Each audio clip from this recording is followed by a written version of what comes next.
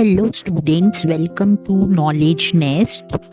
Class 10th का life processes chapter को आगे हम कंटिन्यू करते हैं, जिसमें बात करी गई है ह्यूमन ब्लड वेसल्स की।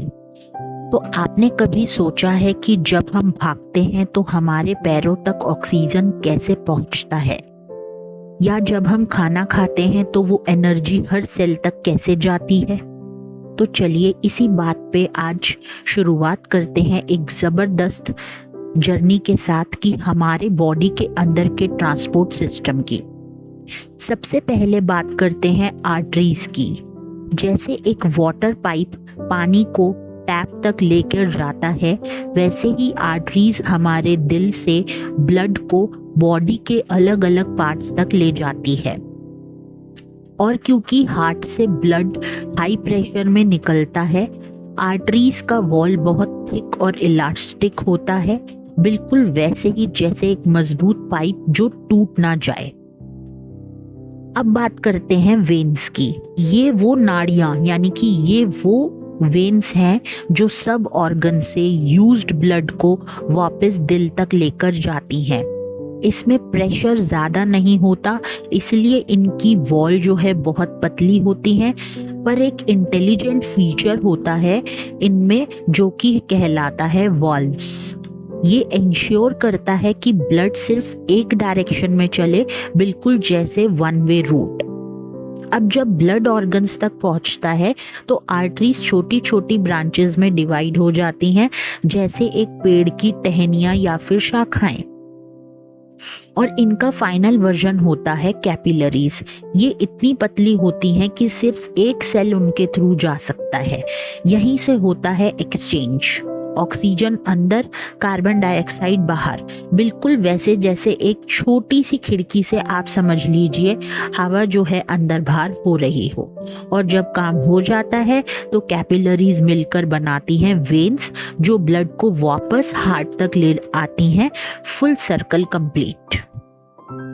नेक्स्ट आपका बच्चों आता है मेंटेनेंस बाय प्लेटलेट्स। अब सोचिए अगर पाइप में कहीं से लीकेज हो जाए तब क्या होगा?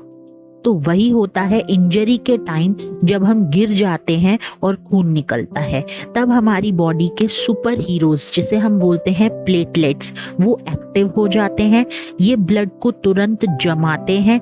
जैसे सीमेंट से एक छोटी सी क्रैक को भर दिया जाता है, उसी तरीके से ये जो प्लेटलेट्स होते हैं वो हमारी जो भी वेन्स में क्रैक आए होते हैं उनको जोड़ देते हैं, ताकि ब्लड का प्रेशर पूरी तरीके से मेंटेन रहे। अब एक हिडन हेल्पर होता है जिसका नाम होता है लिम्फ। ब्लड के साथ एक और छुपा हुआ ये हिडन हेल्पर है, यानी हीरो होता है, जिसे हम बोलते हैं लिम्फ। जब कैपिलरीज के छोटे पोर्स से थोड़ा प्लाज्मा निकलकर टिश्यूज के बीच में चला जाता है, उसे कहते हैं टिश्यू फ्लूइड या फिर लिम्फ। ये बिल्कुल ट्रांसपेरेंट होता है जैसे पानी, और इसका काम होता है एक्स्ट्रा फ्लूइड को वापस ब्लड में भेज देना। और एक और काम, फैट को इंटेस्टाइन से एब्जॉर्ब करके ब्लड तक पहुंचाना, जैसे एक सीक्रेट कोरियर सर्विस। अब आता है कि प्लांट्स में ट्रांसपोर्ट कैसे होता है, वाटर कैसे जाता है, मिनरल्स कैसे जाते हैं।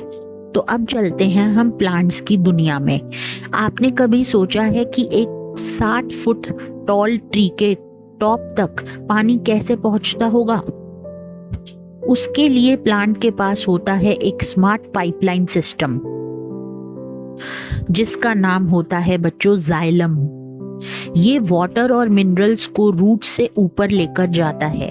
जब रूट्स सॉइल से मिनरल्स एब्जॉर्ब करते हैं तो एक डिफरेंस क्रिएट होता है, जिससे पानी सॉइल से रूट में चली जाती है। साइंस कहते हैं इसे ऑस्मोसिस। ये हमने 9th क्लास में भी पढ़ा है। पर सिर्फ रूट प्रेशर से तो पानी टॉप तक नहीं जा सकता। यहाँ आती है प्लांट की एक मैजिक ट्रिक, जिसका नाम है ट्रांसपीरेशन।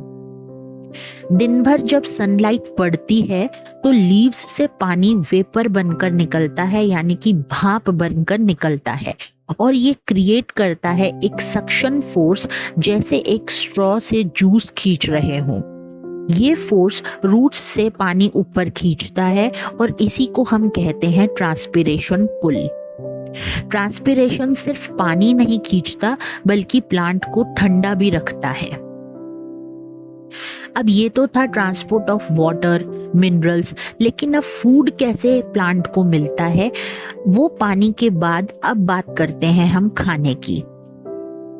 अब बच्चों, जब लीव्स फोटोसिंथेसिस करती हैं तो ग्लूकोज बनता है, पर सब ग्लूकोज वही रख देंगे तो बाकी बॉडी का क्या? तो ये खाना फिर ट्रैवल करता है फ्लोएम के थ्रू, बिल्कुल एक डिलीवरी सिस्टम की तरह। फ्लोएम जो है वो खाना ले जाता है रूट्स तक, फ्रूट्स तक और इवन बर्ड्स तक भी। जैसे घर में फॉर एग्जाम्पल मम्मी सबको रोटी सब्जी बराबर बांटती हैं, और ये ट्रांसपोर्ट ऊपर भी होता है और नीचे भी। फ्लोएम को कोई डायरेक्शन नहीं रोकता। इस पूरे प्रोसेस को कहते हैं हम ट्रांसलोकेशन। पर एक ट्विस्ट है, ये काम एनर्जी लगाकर होता है।